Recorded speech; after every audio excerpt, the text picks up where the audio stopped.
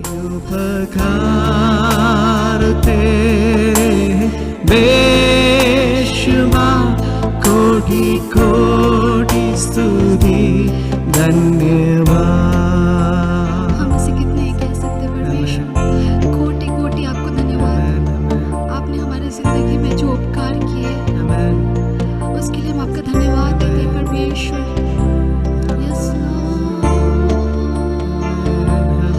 उपकार तेरे बेशुमार, कोटि कोटि स्तुति धन्यवाद, कोटि कोटि स्तुति धन्यवाद। Thank you Lord. मैं परमेश्वर का धन्यवाद देती हूँ। परमेश्वर ने हमारे जो ज़िंदगी में जो भी अनगिनत भलाइयाँ की है, वो अगर हम सोचें तो हमारे आंखें भर आते हैं। हमारे दुख और दर्द के बीच में भी परमेश्वर ने हमारी उस आग को, जो पवित्र आत्मा की शक्ति हमारी ज़िंदगी में परमेश्वर ने हम सबको दी है, वो बुझने नहीं दिया।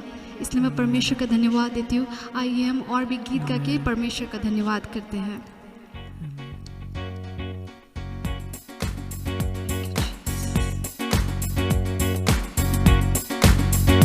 कितना अच्छा है वो, कितना धन्य है वो, यीशु ही मेरे जीवन का साथी। कितना अच्छा है वो, कितना धन्य है वो, यीशु ही मेरे जीवन का साथी। मेरी जरूरत को पूरी करता है वो, कोई घटी नहीं मुझको। मेरी जरूरत को पूरी करता है वो, कोई घटी नहीं मुझको। प्रभु का धन्यवाद करूंगा, उसकी संगति में सदा रहूंगा। साथ चलूंगा मैं जैसे जरूर पाऊंगा, साथ चलूंगा मैं जैसे जरूर पाऊंगा। प्रभु का धन्यवाद करूंगा, मेरे आयु के दिन पग पग में सदा तेरी सेवा को पूरी करूंगा। मेरी आयु के दिन पग पग में सदा तेरी सेवा को पूरी करूंगा। एक बत्ती समान जलता रहूंगा, तेरी महिमा मेरी कामना। एक बत्ती समान जलता रहूंगा, तेरी महिमा मेरी कामना। प्रभु का धन्यवाद करूंगा, उसकी संगति में सदा रहूंगा। साथ चलूंगा मैं जैसे जरूर पाऊंगा, साथ चलूंगा मैं जैसे जरूर पाऊंगा। प्रभु का धन्यवाद करूंगा।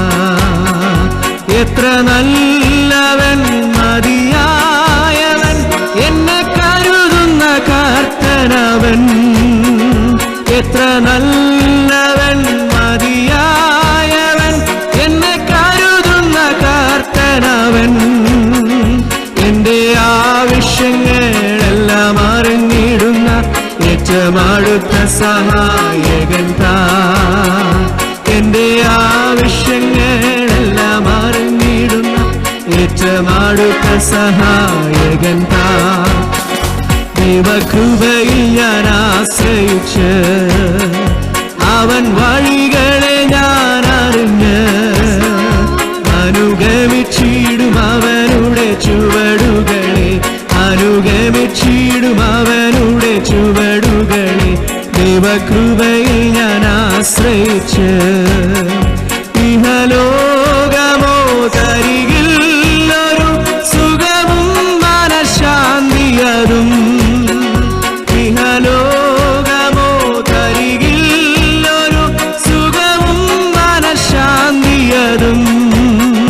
എൻ്റെ യേശുവിൻ്റെ തിരുസന്നിധിയിൽ എന്നും ആനന്ദമുണ്ടെനിക്ക്.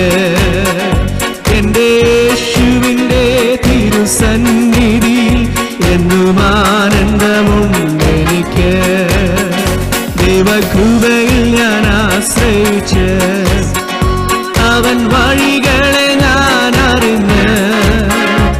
അനുഗമിച്ചിടും അവനുടെ ചുവടുകളെ, അനുഗമിച്ചിടും അവനുടെ ചുവടുകളെ. ദൈവകൃപയിൽ ഞാൻ ആശ്രയിച്ച് മനോവേദന പരശോധന മമ ജീവിത പാതയതിൽ, മനോവേദന പരശോധന മമ ജീവിത പാതയതിൽ. മാറാതേറിടുമ്പോൾ ആത്മനാഥനവൻ മാറിൽ ചാരി ഞാൻ ആശ്വസിക്കും.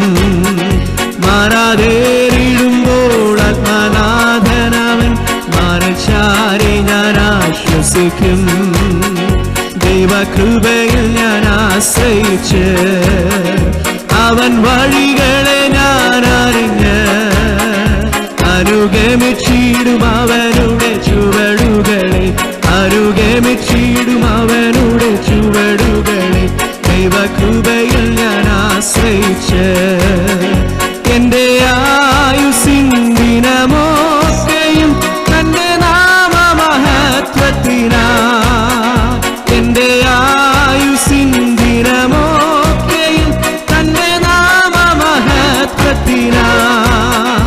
ഒരു കൈത്തിരി പോൽ കത്തിയെരിഞ്ഞൊരിക്കൽ തിരുമാറിൽ മറഞ്ഞിടും ഞാൻ. ഒരു കൈത്തിരി പോൽ കത്തിയെരിഞ്ഞൊരിക്കൽ തിരുമാറിൽ മറഞ്ഞിടും ഞാൻ. ദൈവകൃപയിൽ ഞാൻ ആശ്രയിച്ച് അവൻ വഴികളെ ഞാൻ അറിഞ്ഞ് അനുഗമിച്ചിടും അവനുടെ ചുവടുകളെ, അനുഗമിച്ചിടും അവനുടെ ചുവടുകളെ.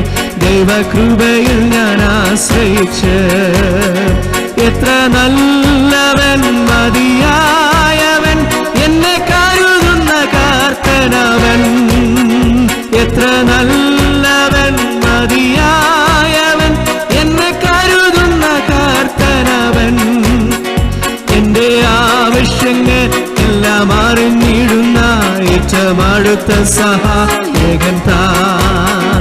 എന്റെ ആവശ്യങ്ങളെല്ലാം അറിഞ്ഞിടുന്ന ഏറ്റവും അടുത്ത സഹായകൻ താൻ.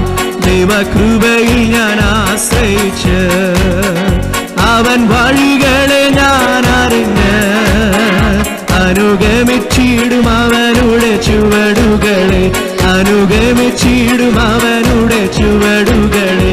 ദൈവകൃപയിൽ ഞാൻ ആശ്രയിച്ച് നന്ദി യേശുവേ, നന്ദി യേശുവേ, നീ ചെയ്ത നന്മകൾക്കൊരായിരം നന്ദി. നന്ദി യേശുവേ, നന്ദി യേശുവേ, നീ ചെയ്ത നന്മകൾക്കൊരായിരം നന്ദി. എൻ ശക്തിയാലല്ല കൈയുടെ ബലത്താലല്ല നിന്റെ അല്ലയോ എന്നെ നടത്തിയത്.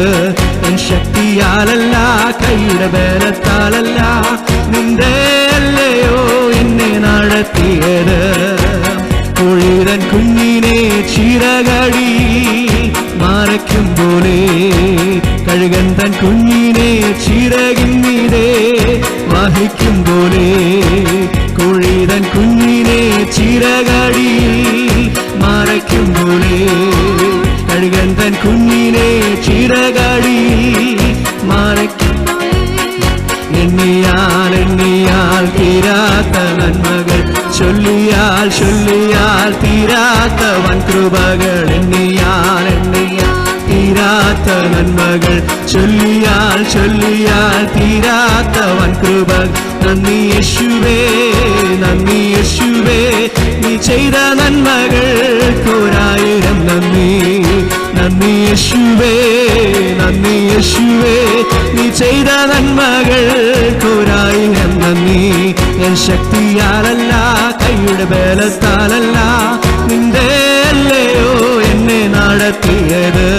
എൻ ശക്തിയാലല്ല കൈയുടെ ബലത്താലല്ല നിന്റെ അല്ലയോ എന്നെ നടത്തിയത്.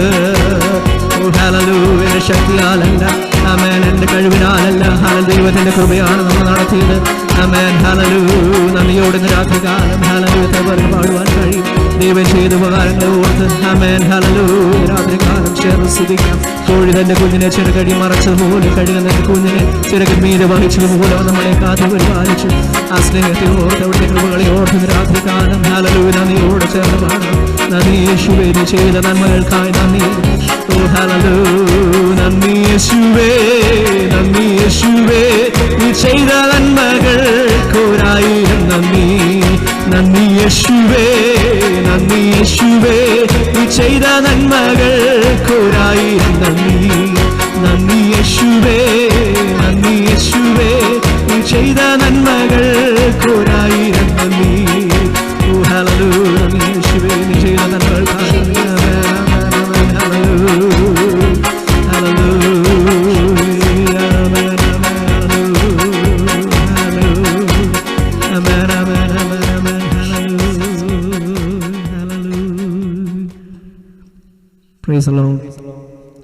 ഒരല്പസമയം കൂടെ, ഒരു ചില നിമിഷങ്ങൾ കൂടെ ഒരു ഗാനം കൂടെ പാടി ദൈവത്തെ മഹത്വപ്പെടുത്താം. എൻ പ്രിയനെ യേശുവേ രക്ഷക, നിൻ കരമെന്മേൽ വയ്ക്ക, ശുദ്ധി ചെയ്യുക എന്നെ. ആമേൻ. നമ്മളെ തന്നെ സമർപ്പിച്ചുകൊണ്ട് ഈ ഗാനത്തിൻ്റെ ചില വരികൾ മാത്രം നമുക്ക് പാടി ദൈവത്തെ മഹത്വപ്പെടുത്താം.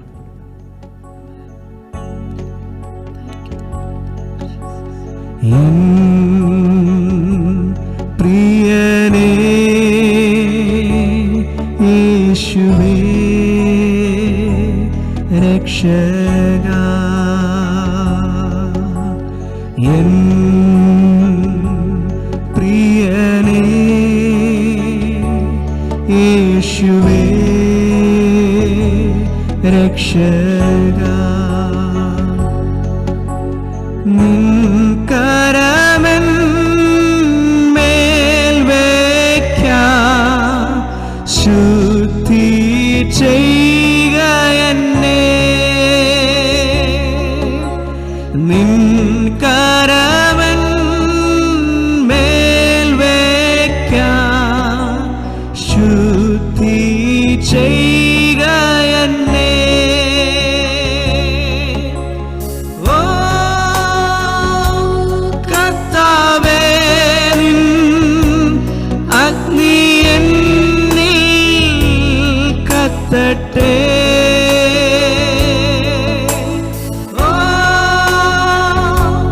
കർത്താവേ, നിൻ അഗ്നി എന്നിൽ കത്തട്ടെ. എന്നശുദ്ധിയല്ല ചാരമാകട്ടെ, ഞാൻ തിളങ്ങുന്ന മുത്താകട്ടെ. എന്നശുദ്ധിയെല്ലാം ചാരമാകട്ടെ, ഞാൻ തിളങ്ങുന്ന മുത്താകട്ടെ. ആടിയനിതാ ദേവാ, ആടിയനിതാ ദേവാ, ആടിയനിതാ ദേവാ,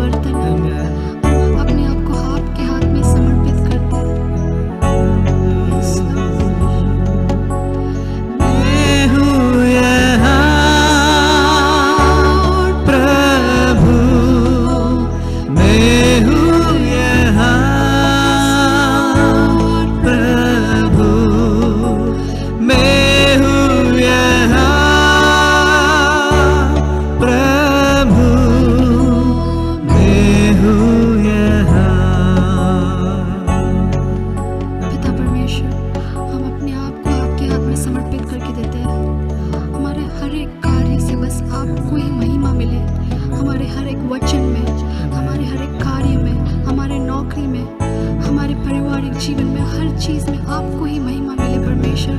हम अपने आप को आपके हाथ में समर्पित करके देते हैं, व्रत करके आज की मीटिंग को आपके हाथ में देते परमेश्वर। हर एक लोगों के लिए एक अनुग्रह का कारण बन पाए परमेश्वर। धन्यवाद देते सारे उपकारों के लिए परमेश्वर। इस प्रार्थना को सुनकर अनुग्रह कीजिए परमेश्वर। आमीन आमेन आमेन। Thank you thank you. കർത്താവിന്റെ പരിശുദ്ധമായ നാമം വാഴ്ത്തപ്പെടട്ടെ. അനുഗ്രഹിക്കപ്പെട്ട രാത്രിക്കായി ദൈവത്തെ സ്തുതിക്കുന്നു. परमेश्वर के नाम की स्तुति और महिमा हो। आज की अनुग्रहित रात की प्रति में प्रभु का धन्यवाद देता। ഈ രാത്രിയിലെ യോഗാധ്യക്ഷൻ പാസ്റ്റർ വിജയ് തോമസ് വിശേഷാൽ ഈ യോഗം ദൈവസന്നിധിയിൽ സമർപ്പിച്ച് പ്രാർത്ഥിച്ച് ഉദ്ഘാടനം ചെയ്ത ബഹുമാന്യനായ IPC Gujarat state president pastor PA George അവർകൾ, എന്റെ സന്ദേശം ട്രാൻസ്ലേഷൻ ചെയ്യുന്ന കർത്താവിന്റെ ദാസൻ pastor Sabu Thomas, pastor Roy P John, മറ്റേ ഈ യോഗത്തിൽ സംബന്ധിക്കുന്ന അനുഗ്രഹീതരും ആദരണീയരുമായ കർത്താവിന്റെ ദാസന്മാർ, മാതാപിതാക്കൾ, സഹോദരി സഹോദരന്മാർ, പ്രിയപ്പെട്ട കുഞ്ഞുങ്ങൾ, എന്നെ യോഗത്തിലേക്ക് ക്ഷണിച്ച രഞ്ജു മാത്യു, അദ്ദേഹത്തിന്റെ കുടുംബം, എല്ലാവർക്കും കർത്താവിന്റെ രക്ഷിതാവുമായ യേശുവിന്റെ അതിപരിശുദ്ധ നാമത്തിൽ എന്റെ വിനീതമായ സ്നേഹവന്ദനം അറിയിക്കുന്നു. आज रात को इसी सभा की अध्यक्ष पास्टर विजय थॉमस और आज इसी सभा का उद्घाटन किया हुआ पास्टर PA जॉर्ज और इसी सभा में मुझे आमंत्रण दिया हुआ रंजू मैथ्यू, मुझे अनुवाद करने वाला pastor Sabu Thomas, pastor Roy P John, तमाम प्रभु के दास और विश्वासी गण सभी को प्रभु यीशु मसीह के नाम में मेरा धन्यवाद। ലോകാരോഗ്യ സംഘടന മഹാമാരി എന്ന് വിശേഷിപ്പിച്ചിട്ടുള്ള COVID-19 എന്ന പകർച്ചവ്യാധിയുടെ കാലഘട്ടത്തിൽ, വിശേഷ 2020 സമാപന മാസങ്ങളിൽ ദൈവം നമ്മെ അത്ഭുതകരമായും സുരക്ഷിതമായും ഭൂമിയിൽ അവശേഷിപ്പിച്ചിരിക്കുന്ന ദൈവത്തിന്റെ വിശ്വസ്തതയ്ക്ക് ഞാൻ കർത്താവിനെ സ്തോത്രം ചെയ്യുന്നു. और इस भूमि की लोकारोग्य संगठन ने इस तरह से कहा है क्या बड़ा महाव्याधि है, इसी व्याधि के बीच में भी परमेश्वर हम हर एक व्यक्तियों को इस दुनिया में बाकी रखा है अथवा सुरक्षित रखा है, ये सोचकर मैं परमेश्वर को धन्यवाद देता। യോഹന്നാന്റെ സുവിശേഷം 14-ാം അധ്യായം 27-ാമത്തെ വാക്യം ഇന്ന് രാത്രിയിലെ ചിന്തയ്ക്ക് ആധാരമായി നമുക്ക് വായിക്കാം. വിശുദ്ധ യോഹന്നാന്റെ സുവിശേഷം 14-ാം അധ്യായം അതിന്റെ 27-ാമത്തെ വാക്യം. यूहन्ना की रचित सुसमाचार उसका 14 अध्याय उसकी 27वीं आयत आज रात की मनन के लिए हम यहाँ पढ़ेंगे। സമാധാനം ഞാൻ നിങ്ങൾക്ക് തന്നേച്ചു പോകുന്നു, എന്റെ സമാധാനം ഞാൻ നിങ്ങൾക്ക് തരുന്നു, ലോകം തരുന്നത് പോലെ അല്ല ഞാൻ നിങ്ങൾക്ക് തരുന്നത്. मैं तुम्हें शांति दिया जाता हूं, अपनी शांति तुम्हें देता हूं, जैसे संसार देता है मैं तुम्हें नहीं देता, तुम्हारा मन व्याकुल ना हो और ना डरो। നമ്മുടെ കർത്താവായ യേശുക്രിസ്തു അന്ത്യത്താഴ സമയത്ത് പെസഹ ആചരണത്തിന് വിരിച്ചൊരുക്കിയ ഒരു മുറിക്കകത്ത് ശിഷ്യന്മാരുമായി ചിലവഴിക്കുന്ന സമയങ്ങളെ സംബന്ധിച്ചുള്ള വിശദീകരണമാണ് യോഹന്നാന്റെ സുവിശേഷം 13, 14, 15, 16, 17 അധ്യായങ്ങളിലായി യോഹന്നാൻ രേഖപ്പെടുത്തിയിരിക്കുന്നത്. यूहन्ना की सुसमाचार उसका 13 से लेकर 17 आयत तक हम ये अध्याय तक हम ये देख सकता है यीशु मसीह उसकी अंतिम भोजन के लिए पसह की पर्व के लिए एकदम तैयार किया हुआ कमरा में उस अटारिका में ये पसह को मना रहा है, वो उसी समय पर कहा हुआ बातों को यहाँ हम पा सकता है। 13-ാം അധ്യായത്തിൽ യേശു കർത്താവ് അത്താഴത്തിൽ നിന്ന് എഴുന്നേറ്റ് തന്റെ മഹത്വത്തിന്റെ മേൽവസ്ത്രം ഉരിഞ്ഞു വെച്ച് തുവർത്തെടുത്ത് തറയിൽ ചുറ്റി ശിഷ്യന്മാരുടെ പാദം കഴുകുന്ന രംഗം നമുക്ക് കാണാൻ കഴിയുന്നു. 13 अध्याय के अंदर हमें देख सकता है यीशु मसीह ने अपनी जो बाहरी उनकी जब्बा को उतार कर रखकर, जो महिमा का था उसको उतार कर रखकर और एक पानी में पानी बर्तन में पानी लेकर अंगूठा बांधते हुए शिष्यों का पैर धोते हुए हम देख सकता है। 14-ാം അധ്യായത്തിൽ യേശു കർത്താവിന്റെ അതിമഹത്തായ 3 വാഗ്ദത്തങ്ങൾ നമുക്ക് കാണാം. 14 अध्याय के अंदर यीशु मसीह ने कहा हुआ बहुमूल्य 3 वाचाओं को हम पा सकता है। ഒന്നാമത്തെ വാഗ്ദത്തം നിത്യതയെ കുറിച്ചുള്ള വാഗ്ദത്തമാണ്. तो पहली वाचा ये था कि अनंत काल के बारे में। യോഹന്നാന്റെ സുവിശേഷം 14-ന്റെ 1 മുതൽ 3 വരെയുള്ള വേദഭാഗമാണ്. നിങ്ങളുടെ ഹൃദയം കലങ്ങരുത്, കലങ്ങിപ്പോകരുത്. ദൈവത്തിൽ വിശ്വസിപ്പീൻ, എന്നിലും വിശ്വസിപ്പീൻ. എന്റെ പിതാവിന്റെ ഭവനത്തിൽ അനേകം വാസസ്ഥലങ്ങൾ ഉണ്ട്. ഇല്ലെങ്കിൽ ഞാൻ നിങ്ങളോട് പറയുമായിരുന്നു. ഞാൻ നിങ്ങൾക്ക് സ്ഥലം ഒരുക്കുവാൻ പോകുന്നു. ഞാൻ പോയി നിങ്ങൾക്ക് സ്ഥലം ഒരുക്കിയാൽ ഞാൻ ഇരിക്കുന്ന ഇടത്ത് നിങ്ങളും ഇരിക്കേണ്ടതിന് പിന്നെയും വന്ന് നിങ്ങളെ എന്റെ അടുക്കൽ ചേർത്തുകൊള്ളും. और उसके बारे में यूहन्ना 14 अध्याय उसका 1 से लेकर उसका 3 आयत तक हम वही पर इस तरह से पढ़ सकता है, तुम्हारा मन व्याकुल ना हो, परमेश्वर पर विश्वास रखो और मुझ पर भी विश्वास रखो। मेरा पिता के घर में बहुत से रहने का स्थान है, यदि ना होते मैं तुम्हें कह देता, क्योंकि मैं तुम्हारे लिए जगह तैयार करने जाता हूं। यदि मैं जाकर जगह तैयार करने के बाद तुम्हारे पास आऊंगा और तुम्हें मेरे पास ले जाऊंगा। രണ്ടാമത്തെ വാഗ്ദത്തം പരിശുദ്ധാത്മാവിനെ കുറിച്ചുള്ള വാഗ്ദത്തമാണ്. 16-17 വാക്യങ്ങൾ. എന്നാൽ ഞാൻ പിതാവിനോട് ചോദിക്കും, അവൻ സത്യത്തിന്റെ ആത്മാവെന്ന മറ്റൊരു കാര്യസ്ഥനെ എന്നേക്കും നിങ്ങളോടുകൂടെ ഇരിക്കേണ്ടതിന് നിങ്ങൾക്ക് തരും.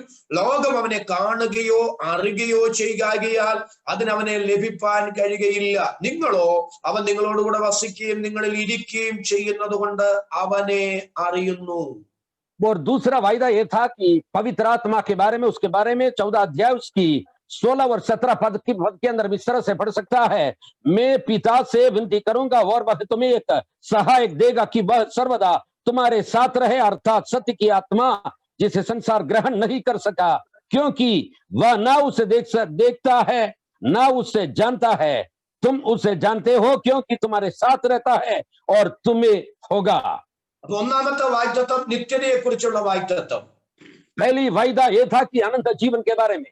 രണ്ടാമത്തെ വാഗ്ദത്തം പരിശുദ്ധാത്മാവിനെ കുറിച്ചുള്ള വാഗ്ദത്തം. दूसरा वायदा और पवित्र आत्मा के बारे में। 14-ാമത്തെ അധ്യായത്തിലെ 3-ാമത്തെ വാഗ്ദത്തമാണ് നാം വായിച്ച കുറിവാക്യമായ 27-ാമത്തെ വാക്യത്തിലുള്ളത്. और तीसरी वाचा जो वायदा है वो 17 अध्याय उसकी 14 अध्याय 27वीं आयत में हमने जो पढ़ा हुआ वही वायदा। 3-ാമത്തെ വാഗ്ദത്തം ഇതാണ്, സമാധാനം ഞാൻ നിങ്ങൾക്ക് തന്നേച്ചു പോകുന്നു, എന്റെ സമാധാനം ഞാൻ നിങ്ങൾക്ക് തരുന്നു. तीसरा वायदा यह था कि मेरा शांति मैं तुम्हें दिया जाता हूं, जो मेरा शांति मैं तुम्हें देता हूं। ഞാൻ നിങ്ങൾക്ക് അതൊന്ന് വിഭജിച്ച് മനസ്സിലാക്കി തരാം. उसी वचन को मैं आपके लिए बांट कर आपको देना चाहता हूं। സമാധാനം ഞാൻ നിങ്ങൾക്ക് തന്നേച്ചു പോകുന്നു. यीशु मसीह ने इस तरह से कहा, मैं तुम्हें शांति दिया जाता हूं। याद रखते हैं, ഈ മുറിക്കകത്ത് നിന്ന് കർത്താവ് നേരെ പോകുന്നത് ഗത്സമന തോട്ടത്തിലേക്കാണ്. हमने देखिए यहाँ पर जो कमरा में फसह था वो कमरा से यीशु गत्समना बगीचा की ओर जा रहा है। തന്റെ മഹത്തായ ദൗത്യ നിർവഹണമായ ക്രൂശീകരണത്തിന് യേശു ഏൽപ്പിക്കപ്പെടാൻ പോകുകയാണ്. देखिए यीशु सबसे बड़ी महत्वपूर्ण काम के लिए जो आया है, उनकी क्रूसीकरण के लिए अपने आप को समर्पण करने जा रहा है। അപ്പൊ 3.5 വർഷമായി സന്തത സഹചാരികളായി ഊണിലും ഉറക്കത്തിലും തന്റെ കൂടെ ഉണ്ടായിരുന്ന ഈ ശിഷ്യന്മാരെ വിട്ട് യേശു അല്പസമയത്തേക്ക് മരണത്താൽ മാറ്റപ്പെടാൻ പോകുകയാണ്. देखिए 3.5 साल लगातार यीशु मसीह के साथ में सोया हुआ, यीशु मसीह के साथ में खाया हुआ उनकी संतति सहचारियों को वो छोड़कर मृत्यु की द्वारा थोड़ा समय के लिए वो अलग होने जा रहा है। താൻ മരണത്താൽ ഇവരിൽ നിന്ന് മാറ്റപ്പെടാൻ പോകുന്നു എന്ന് യേശുവിന് മാത്രമേ അറിയത്തുള്ളൂ. ഇവർക്ക് അതിനെക്കുറിച്ച് യാതൊരു ഗ്രാഹ്യവുമില്ല. और यीशु मृत्यु की द्वारा उनसे अलग होने जा रहा है, उसके बारे में सिर्फ यीशु ही जानता है, ना वो शिष्य नहीं जानता। അങ്ങനെയാണെങ്കിൽ നമുക്ക് ഇങ്ങനെ ഇതിന് പേര് കൊടുക്കാം, ഇതൊരു വിടവാങ്ങൽ പ്രബോധനമാണ്. और ऐसा है तो हम इसी संदेश को इस तरह से कह सकता है, एक विदाई का संदेश है। അപ്പൊ യേശു പറയുകയാണ്, ഞാൻ പോകുകയാണ്, പോകുമ്പോൾ നിങ്ങൾക്കൊരു കാര്യം തന്നേച്ചു പോകുകയാണ്. और यीशु ऐसा है तो एक बात कह रहा है, मैं तुम्हें छोड़कर जा रहा हूं, लेकिन मैं तुम्हें एक बात को देकर ही जा रहा हूं। ക്രൂശീകരണത്തിലേക്ക് പോകുന്നതിന് മുമ്പ്, താൻ മരണത്തിലേക്ക് മാറ്റപ്പെടുന്നതിന് മുമ്പ് ശിഷ്യന്മാരോട് പറയുന്നു, ഞാൻ പോകുന്നു, എന്നാൽ ഒരു കാര്യം നിങ്ങൾക്ക് തന്നേച്ചു പോകുന്നു. यहाँ पर ऐसा है तो यीशु मसीह जो मृत्यु के द्वारा, क्रूसीकरण के द्वारा उनसे अलग होने से पहले यीशु चाहता है, मैं तुम्हें एक बात को देकर जा रहा हूं। എന്താണ് തന്നേച്ചു പോകുന്നത്? സമാധാനം ഞാൻ നിങ്ങൾക്ക് തന്നേച്ചു പോകുന്നു. यीशु ने क्या देकर जा रहा है, मैं मेरा शांति तुम्हें देता हूं। രണ്ടാമത്തേതാണ് എന്നെ ഇരുത്തി ചിന്തിപ്പിച്ച പദപ്രയോഗം. दूसरी बात, मेरा मन को बहुत मुझे चिंतन मनन करने के लिए मुझे मजबूर किया है। ഏത് സമാധാനമാണ് ഞാൻ നിങ്ങൾക്ക് തന്നിച്ചു പോകുന്നത്? कौन सा शांति देकर यीशु जा रहा है? എന്റെ സമാധാനം ഞാൻ നിങ്ങൾക്ക് തരുന്നു. मेरा शांति मैं तुम्हें दिया जाता हूं। എന്താണ് കർത്താവ് ഈ പറയുന്നതിന്റെ അർത്ഥം?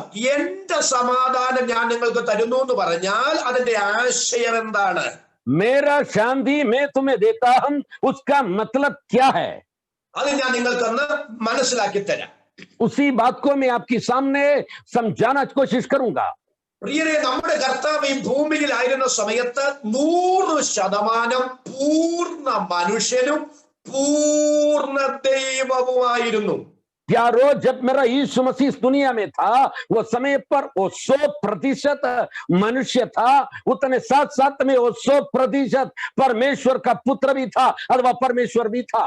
ഒരു പൂർണ്ണ മനുഷ്യൻ എന്ന നിലയിൽ നമ്മേക്കാൾ പ്രതിസന്ധികളിലൂടെ കടന്നു പോയിട്ടുള്ള വ്യക്തിത്വമാണ് നമ്മുടെ രക്ഷാനായകൻ. एक संपूर्ण मनुष्य के तौर पर हमसे बढ़कर समस्याओं से गुजरा हुआ एक व्यक्ति था मेरा यीशु मसीह।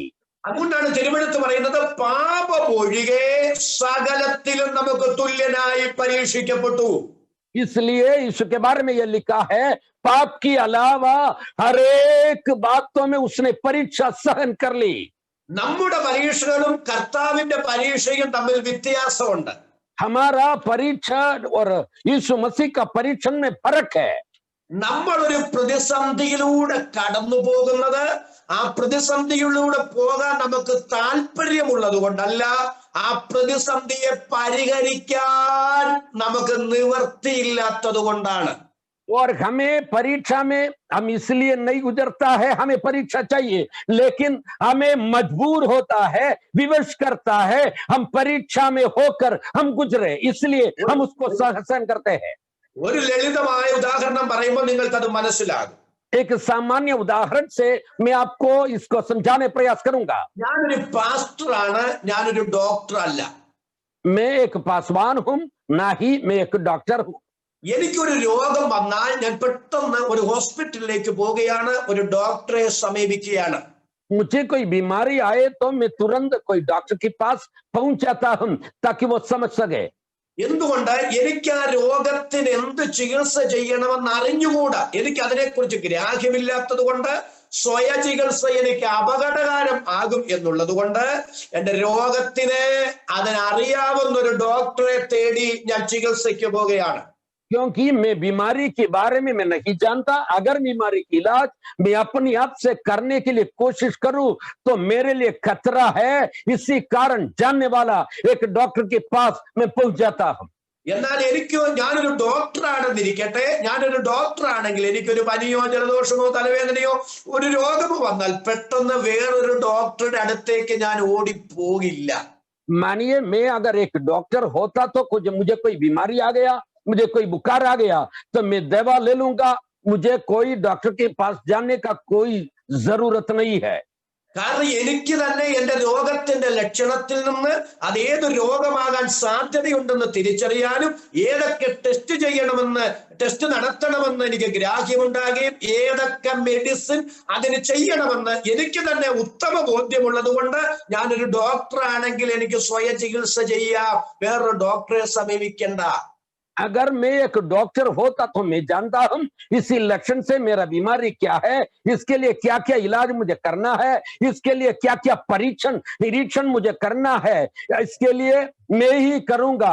मुझे कोई डॉक्टर के पास, दूसरा डॉक्टर के पास जाने का कोई जरूरत नहीं है। എന്നാൽ ഗുരുതരമായ രോഗമൊക്കെ വന്നാൽ ചിലപ്പോ സ്പെഷ്യലിസ്റ്റ് ഡോക്ടർമാരെ തേടി അവരും പോയെന്ന് വന്നേക്കാം. हो सकता है डॉक्टरों को भी कोई बड़े खतरे वाली कोई बीमारी आ जाए और भी दूसरा विशेषज्ञ डॉक्टर के पास वो दौड़कर चले। ഞാൻ പറഞ്ഞതിന്റെ ആശയം എന്താണെന്ന് അറിയാമോ? और मेरा कहने का मतलब ये समझिए, നമ്മൾ പലരും പ്രതിസന്ധികളിലൂടെ പോകുന്നത് പ്രതിസന്ധികളിൽ കൂടെ പോകാൻ താല്പര്യമുള്ളത് കൊണ്ടല്ല, അത് പരിഹരിക്കാൻ നമ്മളെ കൊണ്ട് നിവൃത്തിയില്ലാത്തത് കൊണ്ടാണ്. हमें इसलिए परीक्षा में से हम उतरता है, परीक्षा में से गुजरता है। हमें परीक्षा में जाने के लिए मन नहीं, ऐसा नहीं, परंतु सॉरी, हमें उसकी बीच में से गुजरना पड़ता है, इसलिए हम परीक्षा में से गुजरता है। യേശു കർത്താവ് ഒരു പ്രതിസന്ധിയിലൂടെ പോയത് തന്റെ ഗതികേട് കൊണ്ടല്ലോ. यीशु मसीह ने मजबूरी के कारण उसने कोई परीक्षा से पार नहीं किया। തന്റെ മനുഷ്യത്വത്തിലെ ഏത് പ്രതിസന്ധിയെയും തന്റെ ദൈവത്വം കൊണ്ട് യേശുവിന് പരിഹരിക്കാമായിരുന്നു. मेरा यीशु मसीह के लिए उनका मनुष्य के तौर पर जो भी परीक्षा आते थे, हर एक परीक्षा को यीशु मसीह का दैवत्वता के द्वारा उससे जीत सकता था।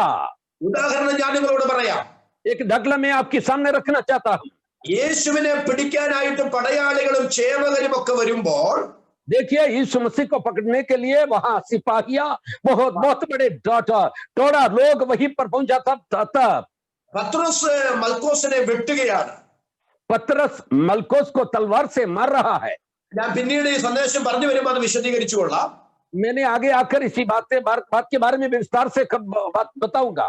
പക്ഷെ യേശു കർത്താവ് പത്രോസിനോട് പറയുകയാണ്, देखिए, यीशु मसीह पतरस से कह रहा है, പത്രോസ് വാൾ ഉറയിലിട്, വാളെടുക്കുന്നവൻ വാളാൽ തന്നെ നശിക്കും. अरे पतरस, तलवार को मियान में ही रखिए, ताकि जो तलवार लेते हैं वो तलवार से मारा जाएगा। സോറി, എന്റെ ഗ്രാമീണ ഭാഷയിൽ ഞാൻ ഇങ്ങനെ പറയാം. मेरा ग्रामीण भाषा में कहे तो, പത്രോസെ, നിന്റെ വിചാരം എന്താ? എനിക്ക് ഇവിടെ നിന്ന് രക്ഷപ്പെടണമെന്ന് ആഗ്രഹമുണ്ടെങ്കിൽ നിന്റെ വാളിന്റെ വായ്ത്തലയുടെ പ്രയോഗം വേണമെന്നോ? अरे पतरस, मैं ऐसा कहूं तो, मुझे यहाँ से बचना है तो यहाँ से बचने के लिए तेरा तलवार की धार की कोई जरूरत नहीं है। കുഞ്ഞെ, എനിക്ക് ഇവിടെ നിന്ന് രക്ഷപ്പെടണമെന്ന് ആഗ്രഹമുണ്ടെങ്കിൽ നിന്റെ വാളും നിന്റെ സഹായവും ഒന്നും വേണ്ട. मुझे यहाँ से बचना है तो तेरा तलवार या तेरा मदद की कोई जरूरत नहीं है। ഞാനിപ്പോ മുകളിലോട്ട് നോക്കിയാൽ 12 ലഗ്യോണിലധികം ദൂതന്മാർ ഇവിടേക്ക് ഇറങ്ങി വരാൻ റെഡിയായി നിൽക്കുകയാണ്. देखिए, मैं यहाँ से उस ऊपर की और एक बार देखूं, वहां से 12 लीजियन से बढ़कर सेना व्यूह आने के लिए टुकड़ी तैयार है। ഒരു ലഗ്യോൺ എന്ന് പറഞ്ഞാൽ 6000 एक लीजियन के मतलब है 6000 की टुकड़ी है। 12 ലഗ്യോൺ എന്ന് പറഞ്ഞാൽ 72000 और उसका 12 टुकड़ी कहे तो उसका 12 इंटू 6000 72,000 लोग है। 72000 വേണ്ട, 2 എണ്ണം അങ്ങോട്ട് ഇറങ്ങി വന്നാൽ और 72,000 की कोई जरूरत नहीं, केवल 2 स्वर्गदूत उतर कर आए तो റോമൻ സാമ്രാജ്യം കാണുകയില്ല. देखिए, रोमन साम्राज्य भी वहीं पर नामो निशान हो जाएंगे। എന്റെ കർത്താവ് ആദരം കൊണ്ട് കൽപ്പിക്കണ്ട, ഒരു ആംഗ്യമെങ്കിലും കാണിക്കുമോ എന്ന് നോക്കി 12 ലഗ്യോണിലധികം ദൂതന്മാർ അവിടേക്ക് ഇറങ്ങി വന്ന് സഹായിക്കാൻ റെഡിയായി നിൽക്കുകയാണ്. यीशु को एक शब्द कहने की जरूरत नहीं, अगर यीशु एक इशारा करेगा तो भी काफी है, उसके लिए लोग इंतजार कर रहा था। ഇപ്പൊ തന്റെ മനുഷ്യത്വത്തിലെ പ്രതിസന്ധിയെ ദൈവത്വം കൊണ്ട് യേശുവിന് പരിഹരിക്കാമായിരുന്നു. और उनकी मनुष्यत्व में जो परीक्षा आई, उसी परीक्षा को उनकी ईश्वरीयता के कारण उसको निपटा सकता था। പക്ഷെ യേശു പരിഹരിച്ചില്ല. लेकिन मेरा यीशु ने उसको परिहार नहीं किया। എന്തുകൊണ്ട് പരിഹരിച്ചില്ല? क्यों यीशु मसीह ने उसको परिहार नहीं किया? തന്റെ മനുഷ്യത്വത്തിലെ പ്രതിസന്ധി ദൈവഹിതമാണ്. താൻ ഈ പ്രതിസന്ധിയിലൂടെ കടന്നു പോകണം എന്നുള്ളത് ദൈവപിതാവിന്റെ ഹിതമാണെന്നറിഞ്ഞ് യേശു ദൈവഹിതത്തിന് വിധേയപ്പെട്ടു കൊടുത്തു. लॉर्ड यीशु मसीह को मालूम था, इसलिए यीशु मसीह ने ऐसा नहीं किया। मैं मनुष्य की तौर पर इसी परीक्षा से पार उतरना, मैं उसमें बीच में से गुजरना परमेश्वर का योग्य है, वो समझकर अपने आप को उसने उसकी अधीन कर दिया। എന്റെ സഹോദരങ്ങളെ, ഇന്ന് രാത്രി ക്രിസ്തീയ ജീവിതത്തിന്റെ ഒരു മർമ്മം നിങ്ങളോട് ഞാൻ പറയാം. आज रात को प्यारो, एक मसीही जीवन की एक मार्मिक बात मैं आपसे कहना चाहता हूं। എന്റെ സ്വപ്നങ്ങളും അജണ്ടകളും താല്പര്യങ്ങളും ഹിതങ്ങളുമെല്ലാം ദൈവത്തിൽ നിന്നും പിടിച്ചു മേടിക്കുന്നതല്ല. ക്രിസ്തീയ ജീവിതം എന്നെ കുറിച്ചുള്ള സമ്പൂർണമായ ദൈവഹിതത്തിന് ഞാൻ വിധേയപ്പെട്ടു കൊടുക്കുന്നതാണ് ക്രിസ്തീയ ജീവിതത്തിന്റെ മഹത്വം എന്ന് തിരിച്ചറിഞ്ഞ് ഇന്ന് രാത്രി ദൈവത്തിന് സ്തോത്രം പറയാൻ എത്ര പേർക്ക് മനസ്സുണ്ട്? അവർക്കായി ഞാൻ ദൈവത്തെ സ്തുതിക്കുന്നു. मसीही जीवन की महत्व ये नहीं है कि जो कुछ भी अपनी मर्जी, अपनी योजना, अपनी चाहत को परमेश्वर से बलवा करके जबरदस्ती अपनाए, परंतु परमेश्वर का योजना समझकर वो अपने जीवन में अपनी परमेश्वर का इच्छा अपने जीवन में होने दे, ये ही कहना है मसीही जीवन का मकसद। ये सोचकर हम परमेश्वर का धन्यवाद करें। हालेलुया। എന്റെ ദൈവം അറിയാതെയും എന്റെ ദൈവം അനുവദിക്കാതെയും എന്റെ ജീവിതത്തിൽ ഒന്നും സംഭവിക്കുന്നില്ലെന്ന് തിരിച്ചറിഞ്ഞ് സമ്പൂർണമായ ദൈവഹിതത്തിന് വിധേയപ്പെട്ടു കൊടുക്കുന്നതാണ് ഒരു ദൈവവൈതലിന് അഭികാമ്യമായ കാര്യം. एक मसीही व्यक्ति की जीवन के लिए क्या जरूरी है, क्या उनके लिए योग्य बात क्या है?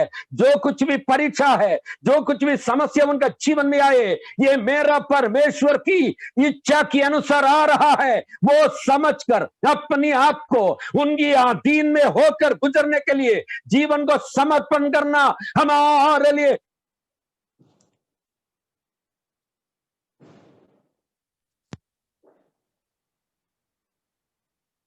ആമേൻ. हालेलुया।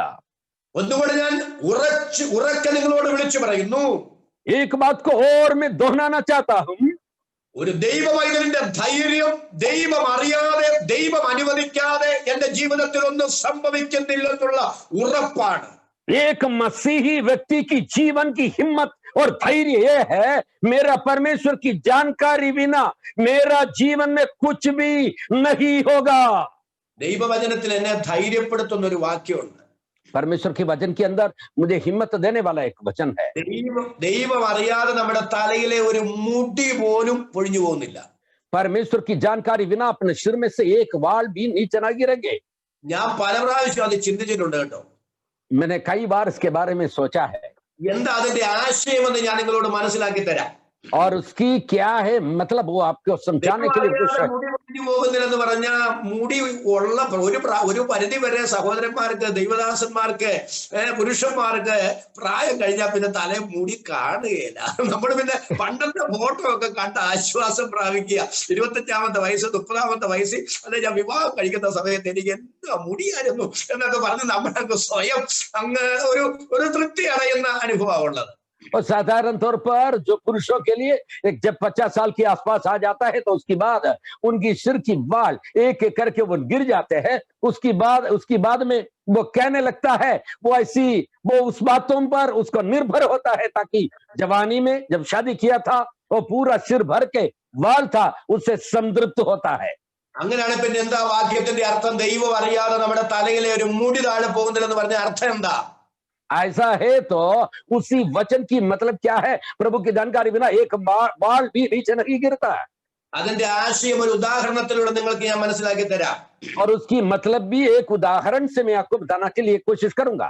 ഞാൻ ഈ സൂം മീറ്റിംഗിന് കയറുന്നതിന് മുമ്പ് കുളിക്കാൻ ബാത്റൂമിൽ കയറിയെന്ന് നിങ്ങൾ അങ്ങ് സങ്കല്പിക്കുക.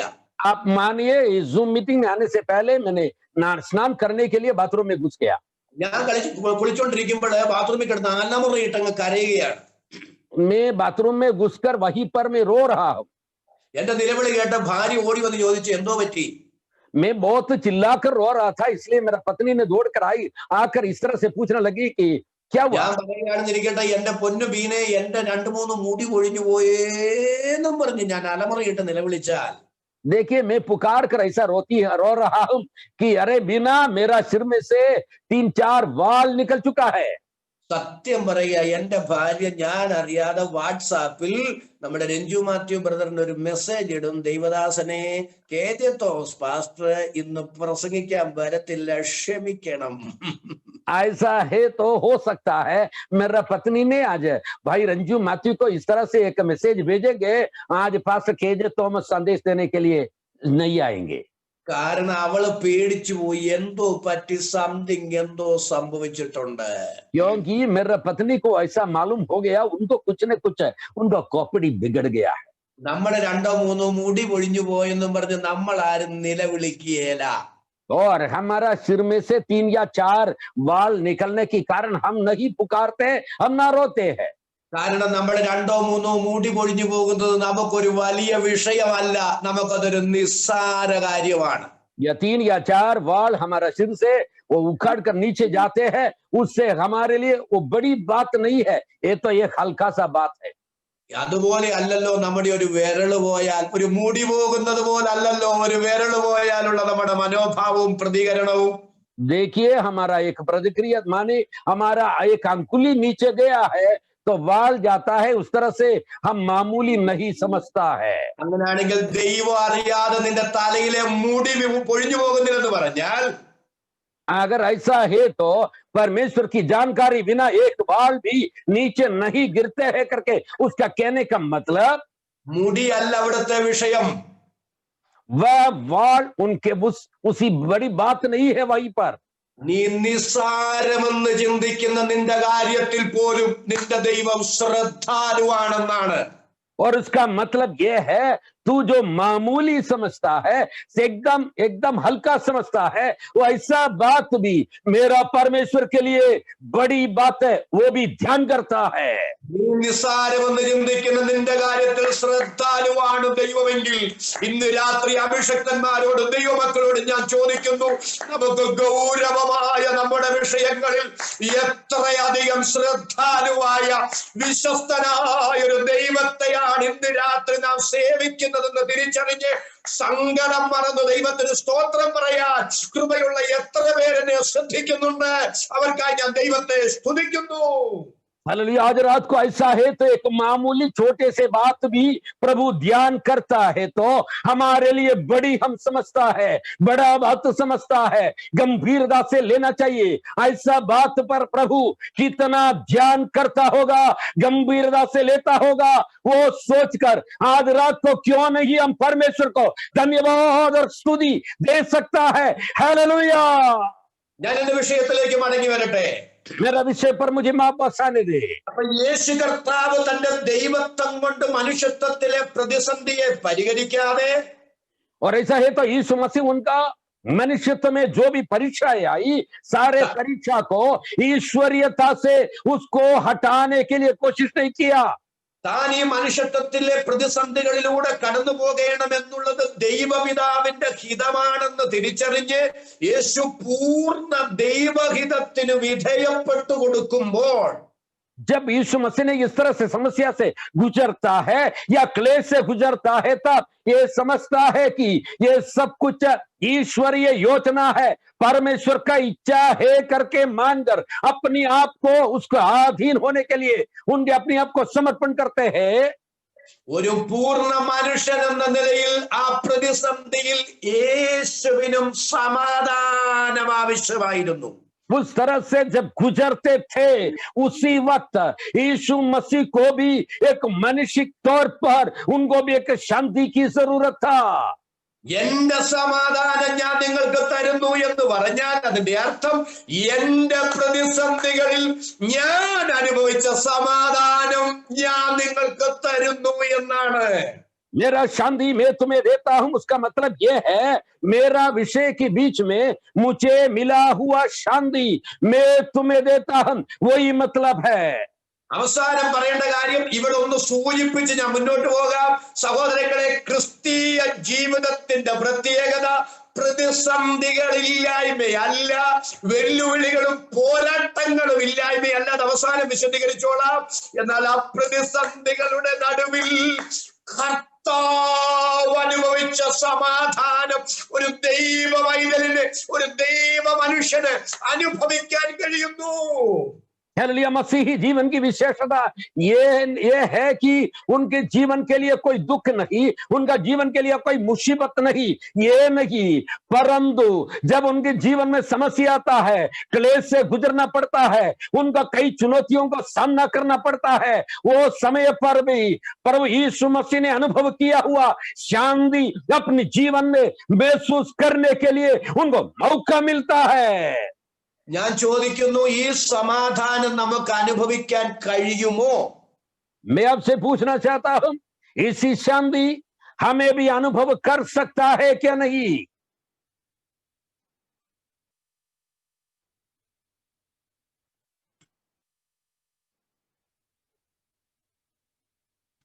വചനത്തിലൂടെ നിങ്ങളെ ബോധ്യപ്പെടുത്തി തരാം.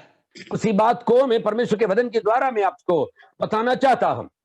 നിങ്ങൾ എല്ലാവരും എന്റെ കൂടെ ഗെത്സമന തോട്ടത്തിലേക്കൊന്ന് വരണം. യേശു അനുഭവിച്ച സമാധാനം അറിയണമെങ്കിൽ, यीशु ने अनुभव किया हुआ शांति को अनुभव करना है तो मेरा साथ गत्समना वाटिका के अंदर सारे लोग मेरे पास साथ में आइए। സഹോദരങ്ങളെ, അവിടെ നമുക്ക് 3 ഗ്രൂപ്പിനെ കാണാം.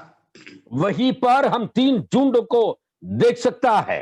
ഒന്ന്, യേശുവിനെ പിടിക്കാൻ വരുന്ന പടയാളികളും ചേവകരും ആ വലിയ സമൂഹവുമാണ്. और पहली पीढ़ी झुंड यह है यीशु मसीह को पकड़ने के लिए आने वाला, वहां की सदुकी है, वहां की सेना व्यू है, वहां की महायाजकी लोग है। അവരെ കഴുത്ത് വിരിച്ച് നെഞ്ചു വിരിച്ച് കഴുത്തുയർത്തിപ്പിടിച്ച് അവരിങ്ങനെ കടന്നു വരുമ്പോ അവരുടെ അകത്തെ ചിന്ത, യേശുവിനെ ഇപ്പൊ തന്നെ പിടിച്ചേക്ക, വാളും വടിയും കുന്തവും പന്തവും ഒക്കെ ഞങ്ങളുടെ കയ്യിലുണ്ട്. എന്നാൽ ഈ ശിഷ്യന്മാരുടെ കൂട്ടത്തിൽ യേശു ആരാണെന്നൊന്ന് തിരിച്ചറിഞ്ഞാൽ മതി, അപ്പൊ തന്നെ ഞങ്ങൾ പിടിക്കുമെന്നുള്ള ആ ചിന്തയിലാണ് അവർ വരുന്നത്. देखिए यहां पर इन्होंने उसका पूरा छाती को फैलाकर बहुत घमंड के साथ उनके हाथ में लाठी लिए हुए और सारे हथियार लिए हुए उन्होंने यीशु के पास आ रहा है। सिर्फ एक ही बात की कमी है, यीशु मसीह कौन है उसको दिखाना, तुरंत हम उसको गिरफ्तार करेंगे। ആ മനോഭാവത്തിൽ യേശുവിനെ പിടിക്കാനായിട്ട് അവർ വന്നു നിൽക്കുമ്പോ, देखिए इसी मन भावना के साथ सारे लोग उनकी चारों तरफ भेगा हुआ था। അവരുടെ അടുക്കലേക്ക് ഇറങ്ങിച്ചെന്ന് ചോദിക്കുകയാണ്, നിങ്ങൾ ആരെ തിരയുന്നു?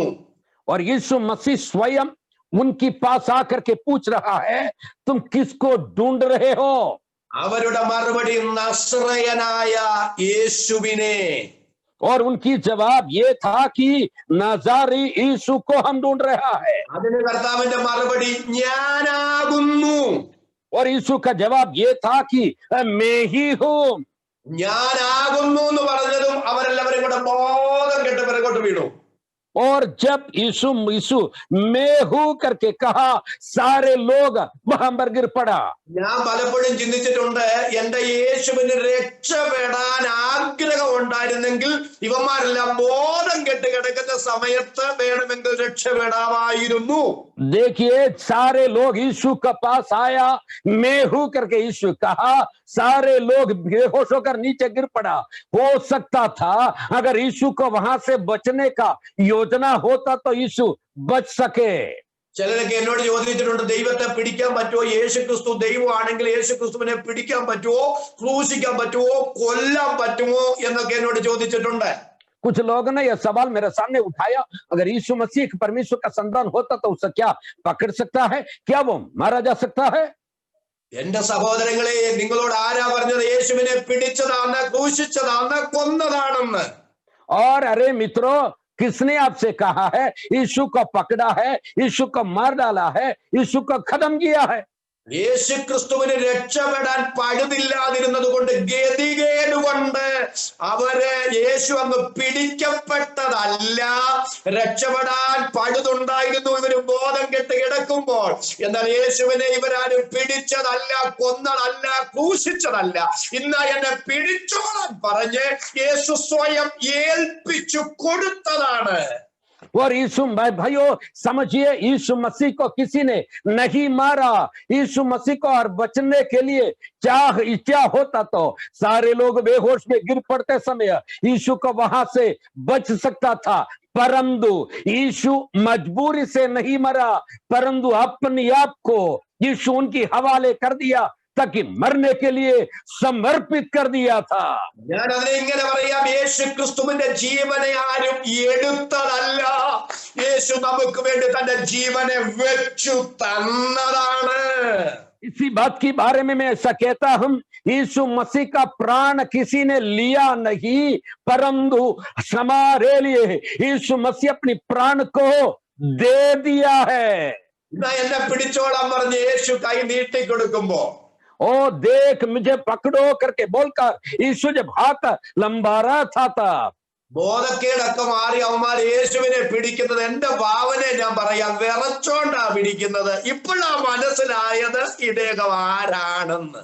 और मेरा भावना में मुझे कहने दे कि जब यीशु मसीह को उन्होंने गिरफ्तार कर रहे थे, वो समय पर कांपते हुए, क्योंकि बेहोश में से उठकर उन्होंने कांपते कांपते हुए गिरफ्तार किया, तब उनको पता चला यीशु कौन है करके।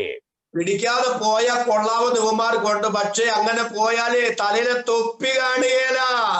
അതുകൊണ്ട് മനസ്സില്ല മനസ്സോടാണ് അവർ യേശുവിനെ പിടിക്കുന്നതെന്ന് വേണമെങ്കിൽ പറയാം.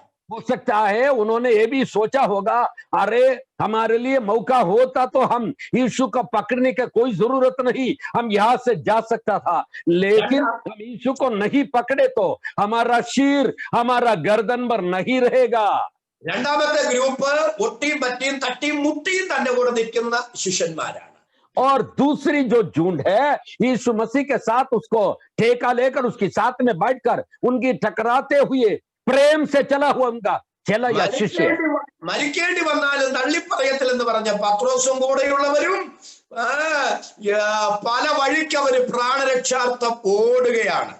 और देखिए अगर मरना चाहे तो भी तेरे लिए प्राण दूंगा करके कहा हुआ पतरस के साथ सारे चेले तितर बितर चपन भरा रगा से दौड़ रहा है। എന്നാൽ ആ ഗത്സമന തോട്ടത്തിൽ സമാധാനം അനുഭവിക്കുന്ന ഒരാളുണ്ട്, അത് യേശു ക്രിസ്തുവാണ്. लेकिन देखिए इसी वाटिका के अंदर, गत्समना वाडी के अंदर इस वक्त में भी प्यार और शांति को अनुभव करने वाला, महसूस करने वाला एक ही व्यक्ति है, वह मेरा यीशु मसीह है। യേശു ക്രിസ്തുവിന്റെ സമാധാനം, സമചിത്തത അറിയണമെങ്കിൽ ഒരു ഉദാഹരണം ഞാൻ അവിടെ നിങ്ങളോട് പറയാം. और यीशु मसीह को, शांति को पूरी तरह से समझने के लिए, उनकी समचित्तता को समझने के लिए एक बात में कहना दो। നമ്മൾ എത്ര മിടുമിടുക്കന്മാരാണെങ്കിലും, നമ്മൾ എത്ര സമർത്ഥന്മാരാണെങ്കിലും മാനസികമായി തകർന്നാൽ നമ്മളെ കൊണ്ട് ഒന്നും നടക്കുകയില്ല. भले हम कितना भी होशियार, बहुत जोरदार व्यक्ति हो तो भी हम मानसिक तौर पर हम गिर जाए, ठुट जाए, हमसे कुछ नहीं कर सकूंगा। ഇന്ത്യക്ക് നല്ലൊരു ക്രിക്കറ്റ് ടീമുണ്ട്. देखिए भारत के पास एक अच्छा क्रिकेट की एक टीम है। ലോകത്തിലെ പല രാജ്യങ്ങളെയും നമ്മൾ അറിയുന്നത്, ഉദാഹരണം അർജന്റീനയോ ബ്രസീലോ പെറുവോ ഇങ്ങനെയൊക്കെയുള്ള രാജ്യങ്ങളെ നമ്മൾ അറിയുന്നത്, നമ്മൾ ഇഷ്ടപ്പെടുന്നതും, നമ്മുടെ രാജ്യം പോലെ നമ്മൾ അവരെ ഇഷ്ടപ്പെടുന്നതും ആ രാജ്യം ഫുട്ബോളിൽ പ്രസിദ്ധരായതുകൊണ്ടാണ്.